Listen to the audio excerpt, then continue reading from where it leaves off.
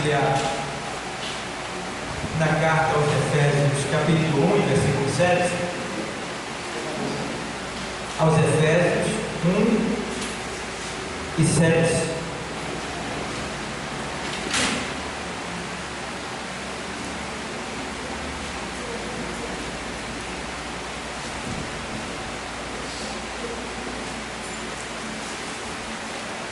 Essa carta de Paulo,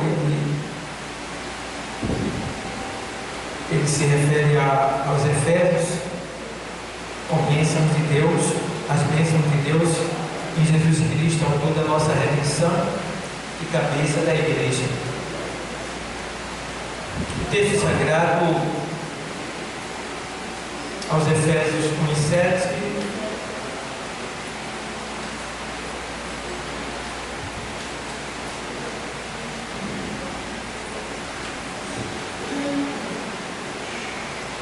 Vamos ler? Em quem temos a redenção pelo seu sangue, a remissão das ofensas, segundo as riquezas da sua graça. Vou ler de novo. Em quem temos a redenção pelo seu sangue, a remissão das ofensas, segundo as riquezas da sua graça. Poder sentar, Cristo.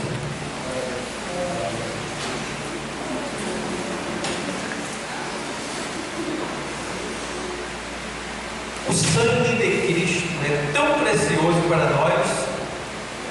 Agora, por quê? Interrogação. Por que este sangue é tão precioso para nós? Primeiro, a gente precisa entender que o sangue é a morada da alma. Da alma. Sem sangue, na terra, não dá para viver. Um médico com conhecimento elevado, ele pode, através de alguns nutrientes químicos, manter uma pessoa viva sem o sangue adequado, mas por pouco tempo, porque o que alimenta a carne e que leva a vida para o corpo é o sangue. Então, Jesus, quando ele estava morrendo, ele teve que se esvaziar do seu sangue, porque ele teria que dar toda a sua vida por nós. Tem que ser a vida dele completa, não podia ser pela verdade. Por isso que Isaías, ele diz lá no capítulo 53, ele diz que pelas suas pisaduras nós fomos sarados. E a gente vê que as pisaduras do Senhor, cada pisada dele, era como se ele estivesse deixando rastro de sangue. Não era fácil. Muito sangue derramado. E a gente fica vendo que sangue igual, no que diz respeito à santidade, nunca houve e nunca haverá. E esse sangue, ele é tão perfeito, ele é tão puro, ele é tão imaculado, que lá onde ele foi derramado, eu acho bonito esse ponto. Muitos desconhecem isso, não entendem esse mistério. Mas os muçulmanos compraram aquela parte do Gólgota todinha. Eles conquistaram aquela parte e cercaram e não deixam que ninguém pise lá. Eles fizeram isso por questão de religião, né? Mas só que isso aí tem a permissão de Deus, porque ali foi onde foi derramado o sangue mais santo do planeta, o sangue mais perfeito, mais puro, mais imaculado. Então Deus não deixa que ninguém vá naquele lugar para pisar, porque senão estaria sendo pisado por todos os gentios que visitam Israel. Muitas pessoas fariam questão de estar ali para ver aquele monte ali, pisar ali onde Jesus morreu, mas todos foram impedidos de chegar naquele lugar. Embaixo tem um terminal de ônibus e eles cercaram e ninguém chega lá. E o que a gente fica observando é que esse sangue, ele é tão perfeito que ele tem o poder de nos remir, né? Por quê? O sangue de Cristo é tão precioso. Por quê para nós? Porque ele dá-nos liberdade da culpa.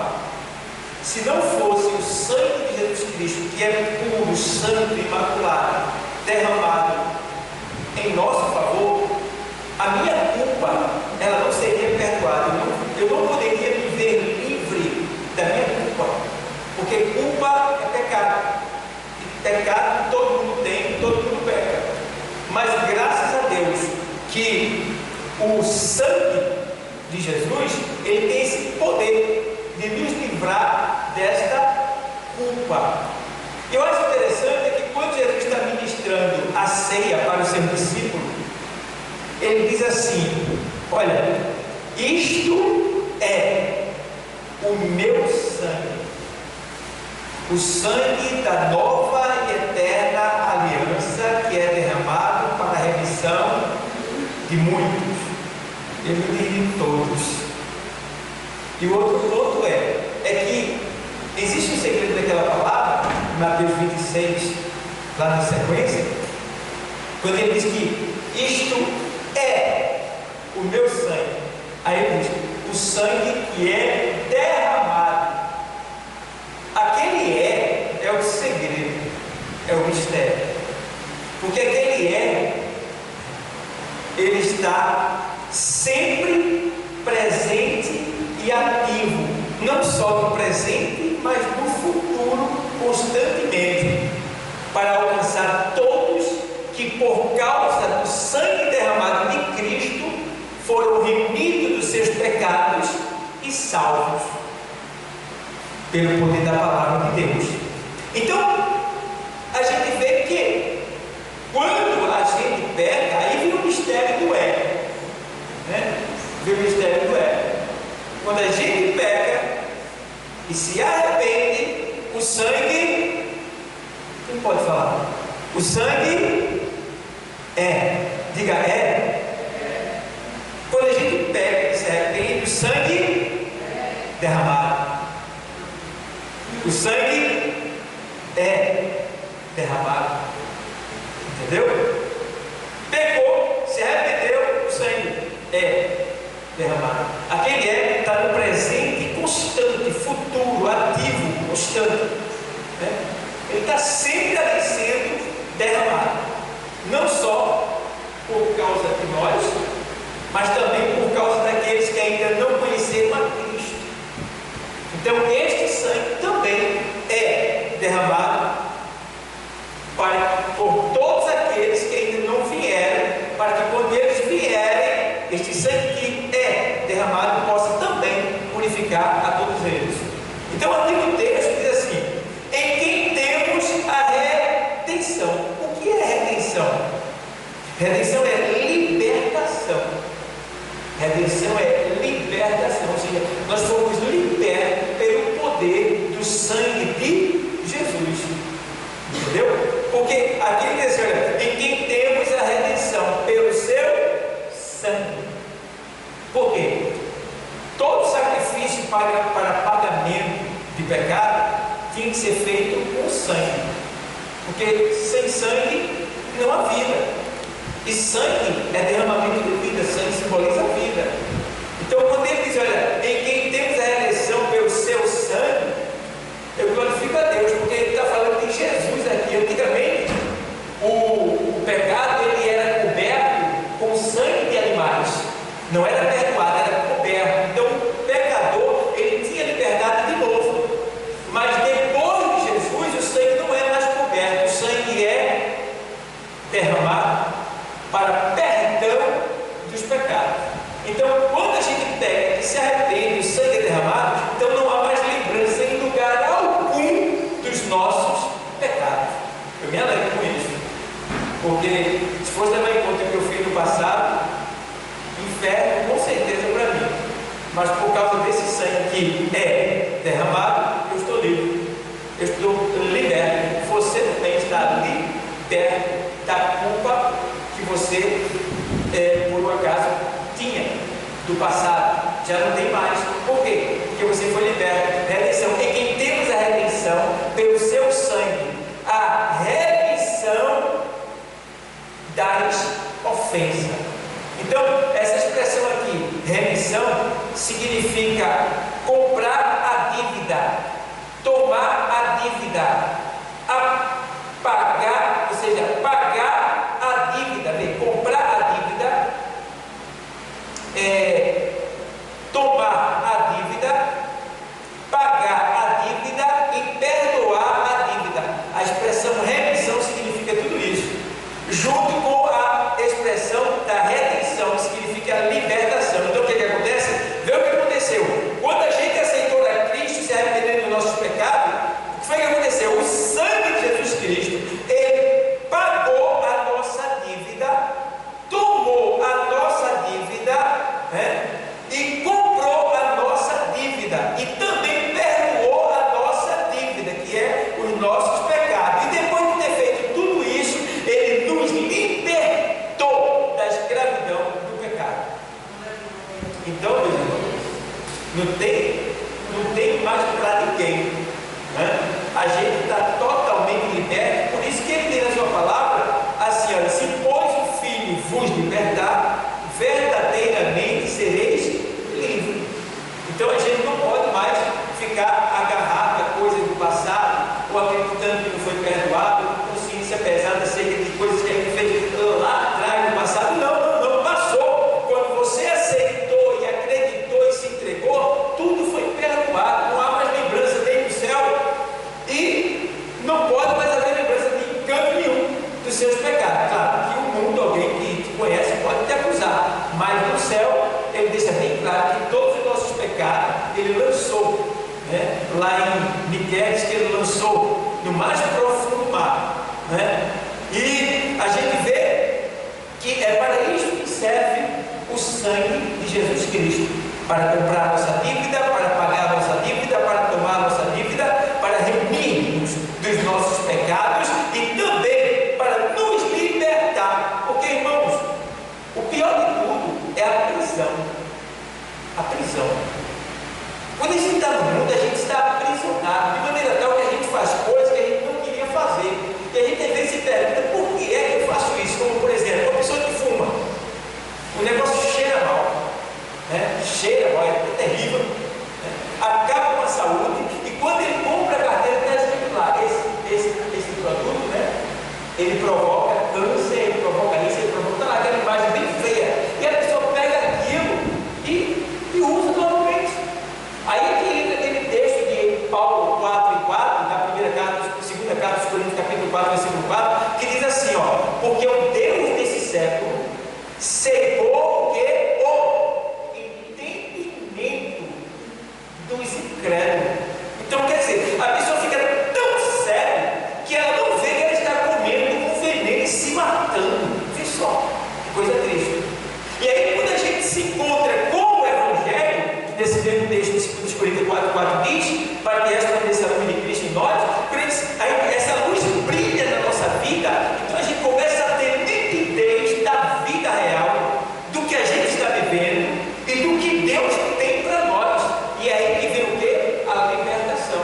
É quando a gente é liberto, e hoje a gente pode dizer: eu sou livre. Eu sou livre, e não tem coisa melhor do que ser livre, porque quem vive da escravidão não manda em si mesmo, é escravo e faz o que o diabo quer, mas nós somos libertos pelo poder da palavra. Então a gente vê que o sangue de Cristo é precioso para nós por causa disso aí, porque ele nos liberta, compra a nossa dívida, paga a nossa dívida, nos rende, nos dá a remissão e a gente fica liberto. E também o sangue também é precioso porque ele nos aproxima de Deus. A gente vê lá em Efésios 2:13, Efésios 2:13 diz assim, vou ler para você: mas agora em Cristo Jesus, vós que antes estavais longe, já pelo que? O sangue de Cristo chegaste o quê? Perto. Porque nós estávamos o quê? Longe, separados de Deus.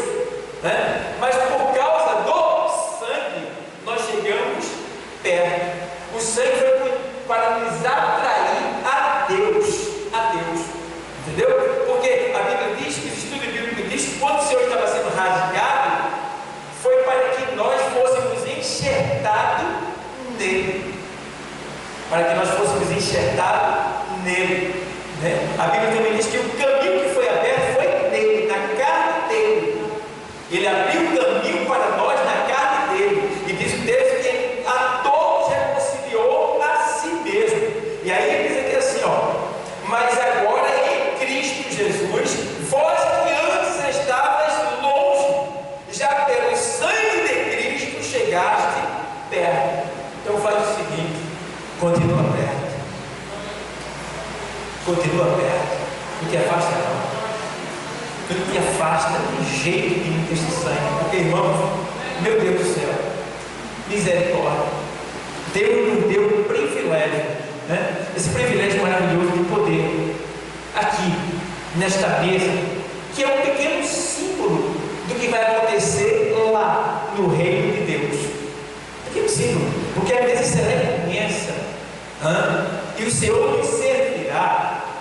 Isso aqui é só um símbolo, um ensaio para o que vai acontecer lá na eternidade. É por isso que a gente não pode deixar de estar aqui, porque estando aqui, a gente está guardando o nosso lugar naquele grande evento que vai ser a grande ceia que o Senhor tem preparado para todos aqueles que lhe servem aqui na terra. Então a gente vê que nesse texto aí, a gente precisa estar sempre perto do sangue, muito perto, nunca se afastar dele. Por quê, pastor? Porque é o sangue que é derramado para nos purificar. Porque todo dia a gente peca, todo dia a gente falha, todo dia a gente se mancha, e esta mancha não sai com água sanitária, nem nenhum reagente terreno, não, porque essa mancha é das nossas vestes espirituais. Então essa mancha só sai se for com o sangue de Jesus Cristo. E aí a gente vê que ele nos aproxima de Deus. Este sangue nos aproxima de Deus, como ele diz: mas agora em Cristo Jesus, vós que antes estavas longe, já pelo sangue de Cristo chegaste perto. Então, por que você está aqui? Por causa do sangue que foi derramado. Por que você está aqui? Porque um dia Jesus morreu por você. Por que você está aqui? Porque Deus investiu o mês todo enviando anjo, dando ordem, criando situações imensas que você nem imagina, para te dar livramento, para que você pudesse hoje estar aqui se renovando e ter o privilégio de poder agradecer a Ele por tudo que Ele fez durante esse mês. Não merecemos, mas Ele trabalhou tanto para que a gente chegasse aqui hoje. Não foi fácil, né? Deus é poderoso?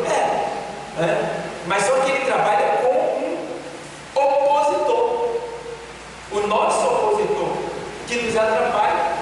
Você tira, por exemplo, quando Daniel estava orando no período da resposta, lá no capítulo 9, no capítulo 10, na sequência, você pode ver que quando ele orou, Deus mandou o anjo trazer a resposta para ele, mas o anjo foi impedido pelo príncipe da Pérsia, ou seja, demônios territoriais que estavam agindo nos lugares celestiais. Esses demônios estavam lá e prenderam o anjo para não trazer, para não chegar até Daniel. Veja a oposição. E como foi que Daniel venceu? Porque ele se humilhou, procurou orar, procurou buscar mais. Então veja que nós trabalhamos com uma oposição contra nós. E eu fico vendo é que a nossa oposição não é um ser humano, porque um ser humano é fácil, irmão, de você escapar. A nossa oposição é espiritual. Quem diz é Paulo. E Paulo lista a hierarquia satânica, angelical caída, que está desde lá, dos lugares celestiais, até aqui na terra.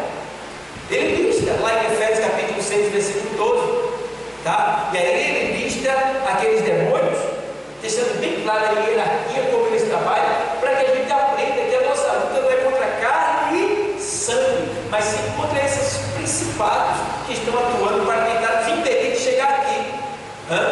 E aí a gente vê que o sangue de Jesus Cristo, ele nos dá esta segurança, porque, irmão, esta segurança, a Bíblia diz que quando o Senhor foi libertar o seu povo do Egito, ele mandou que fosse ali, eles matassem cordeiro, matassem aqueles animais, para passar da verga da porta, na verga da porta. Lá é no sentido literal, aqui é no sentido espiritual.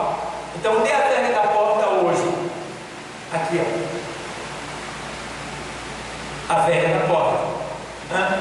Então, passa esse sangue na verga da porta, porque o anjo da morte vai passar. E quando ele passar, ele tem que ver essa marca. Na medida que ele vê essa marca na verga da porta, ele vai pular, vai passar por cima de você e você não vai morrer. Não tem outra. O que quer dizer isso aí? Quer dizer que quando a gente usa o sangue de Jesus Cristo, a gente toma do sangue de Jesus Cristo, colocando na verga da nossa porta, tomando com a boca, o que acontece? Nós somos livres das investidas do diabo e também ao mesmo tempo fortalecido para enfrentar a trajetória, a caminhada, que foi assim no deserto, que foi assim para tirar o povo do Egito. Então não só a gente escapa da morte por causa do sangue, como também a gente é fortalecido. É por isso que uma pessoa que é disciplinada na igreja, não é todas as igrejas que faz isso, tem igreja que mas o cérebro mesmo, ela está disciplinada, aí você tem que ter uma interrogação com ela. Você está disciplinado porque pecou, confessou, pecou, confessou. Você está arrependido verdadeiramente? Sim, pastor, estou. Então você pode cear. Agora, se você mentir para mim dizendo que está arrependido, mas está com uma mágoa no coração, ódio no coração, eu vou liberar você para cear. Mas quem vai se arrepentar vai ser você, porque você vai estar comendo indignamente para a sua própria condenação. E por que o Senhor libera uma pessoa? Não é ele, vai falar. Porque qual pai que depois de corrigir o seu filho, na hora da mesa não chama ele para comer? É Deus pior do que o ser humano? Não. Então, se a gente que é ser humano não deixamos o nosso filho depois de ser corrigido fora da mesa, chamamos para a mesa, e Deus não vai chamar também não? E o outro, porém, é que a ceia ela é para fortalecer a nossa alma. Então, se eu não sei, eu fico fraco. Entendeu? Então, se uma pessoa pecou, foi disciplinada e se arrependeu, ela deve tomar ceia para se fortalecer e não pecar mais.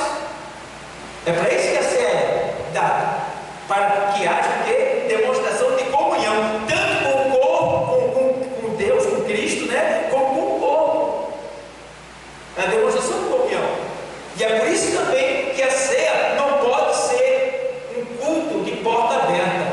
A ceia tem que ser um culto particular, só para quem é membro. Por quê? Porque o pecado da pessoa pode ser público. E vir alguém de fora visitar, é porta aberta, entra e vê aquela pessoa que pecou publicamente, mas já se arrependeu. Mas vai ver aquela pessoa da igreja ceando, e ela aqui vai dizer: que igreja? Isso é igreja? Isso é um bordel. Isso não é igreja não. O cara que pecou do lá fora está ali ceando e dizem que aquilo ali é santo. Aí por isso que ceia não pode ser de porta aberta, tem que ser particular, tem que ser só para membros da igreja. A gente dá, mas isso vai ser corrigido um dia. A gente vai corrigir. Então, é por isso que tem que tomar do cálice do Senhor. Muito importante isso daí. Então, vamos lá. O sangue também, ele nos transporta para o reino de Cristo.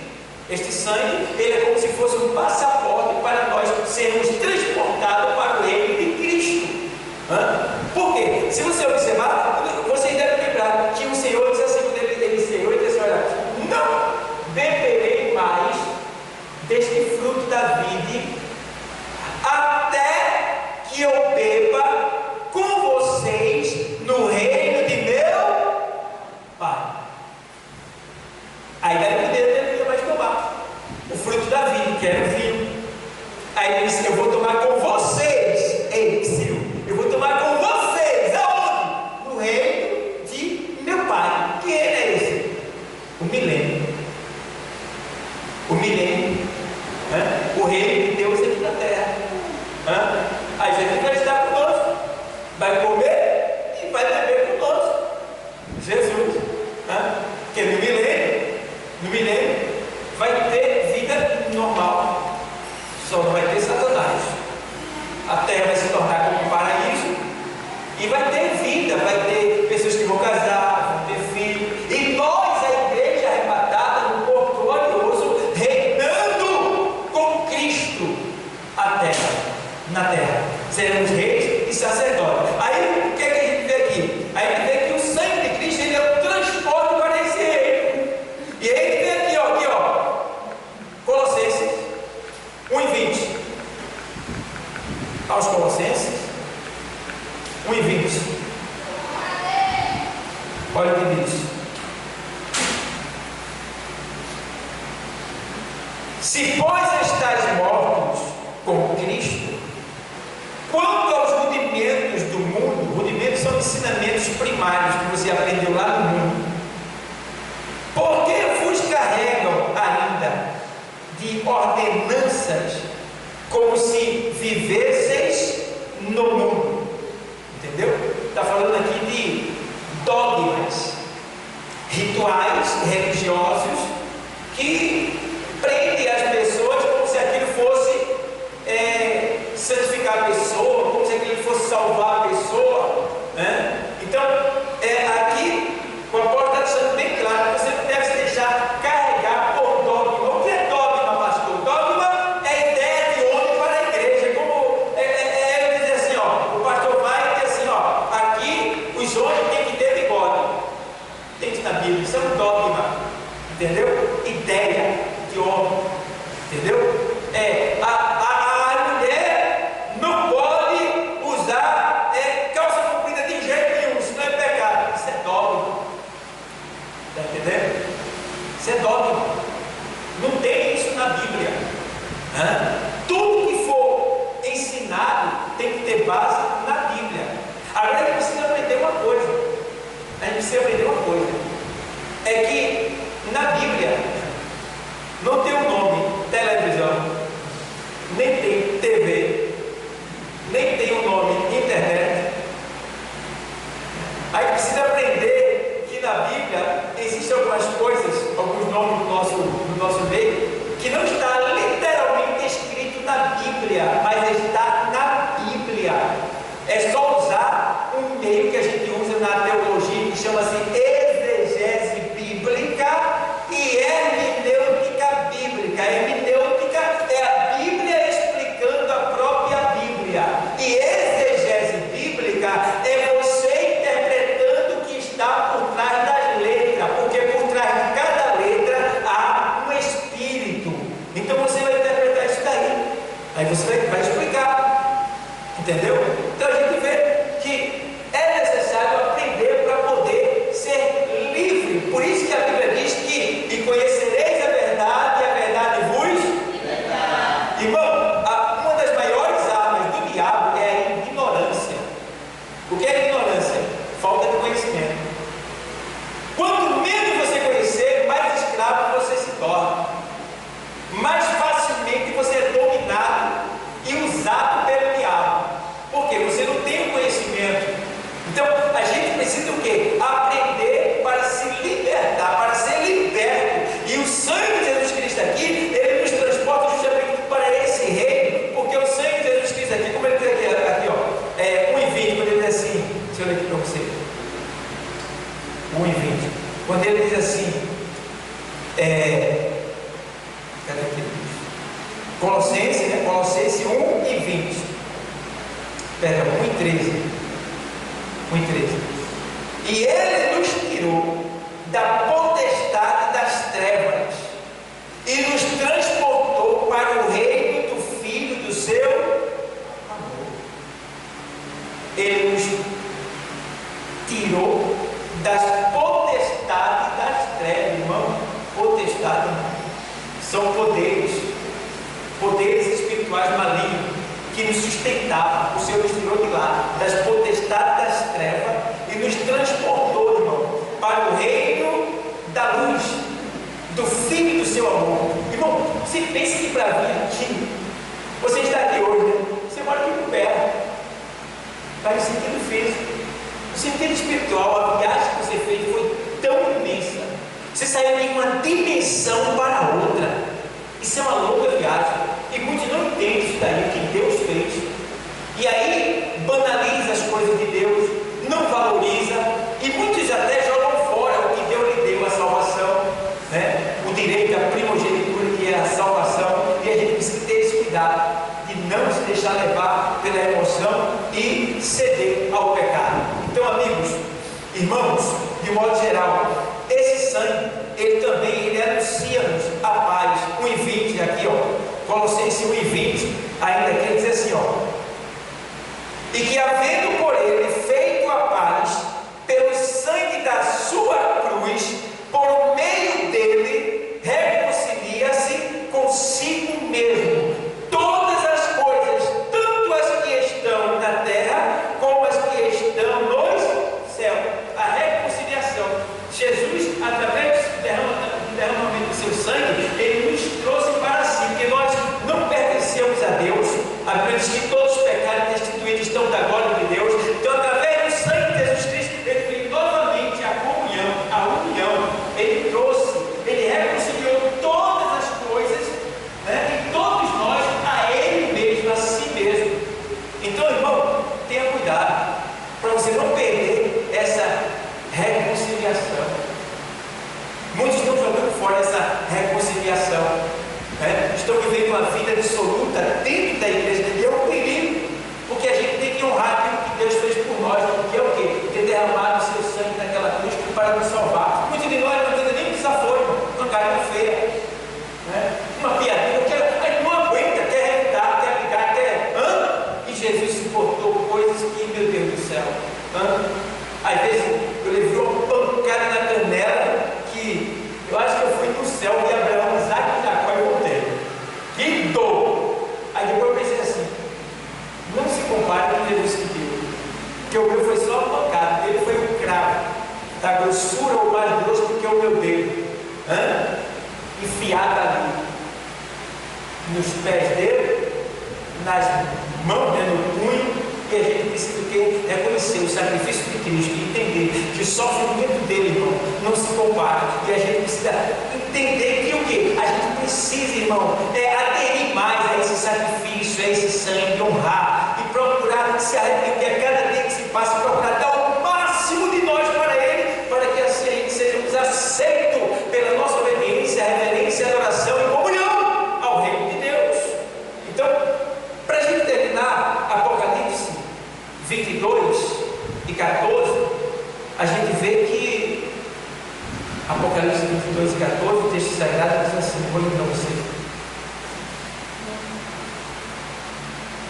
Ele diz assim: bem-aventurados aqueles que lavam as suas vestiduras no sangue do Cordeiro, para que tenham direito à árvore da vida e possam entrar na cidade pelas portas.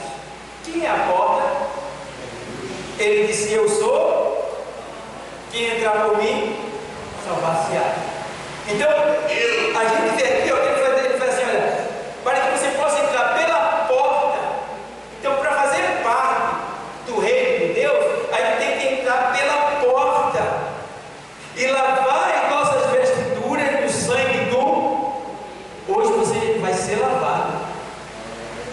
E o bom é que ele diz em 1:7 de João, na epístola, que o sangue de Jesus Cristo, seu Filho, nos purifica de todo...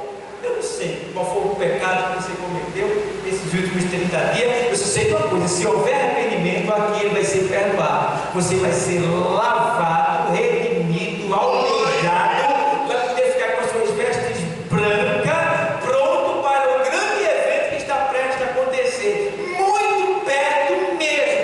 Eu chego, eu estou com medo. Eu estou com medo de mim mesmo, porque está tão perto do arrebatamento. Porque lá em Mateus 25:6 diz que elas estavam dormindo, as 10 virgens.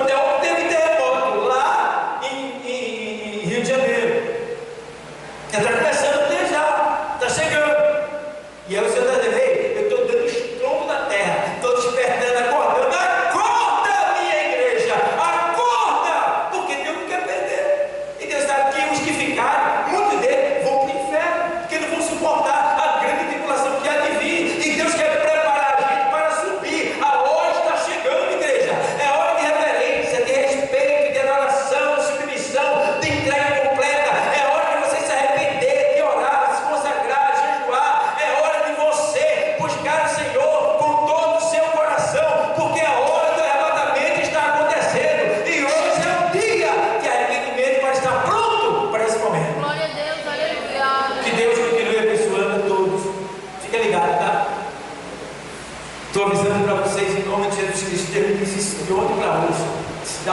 Eu estava preocupado vendo esses sinais em muito lugar. Está acontecendo terrores. E Deus disse: estou eu despertando a minha igreja. Estou eu causando um estrondo na terra. Por quê, irmão? Com esse estrondo todo mundo fica assim: rapaz, terremoto. Se der aqui, como é que eu estou? Se eu morrer agora, onde é que eu vou? Está despertando. Aí os que estão no pecado, dá tempo de comprar óleo, buscar o Espírito Santo.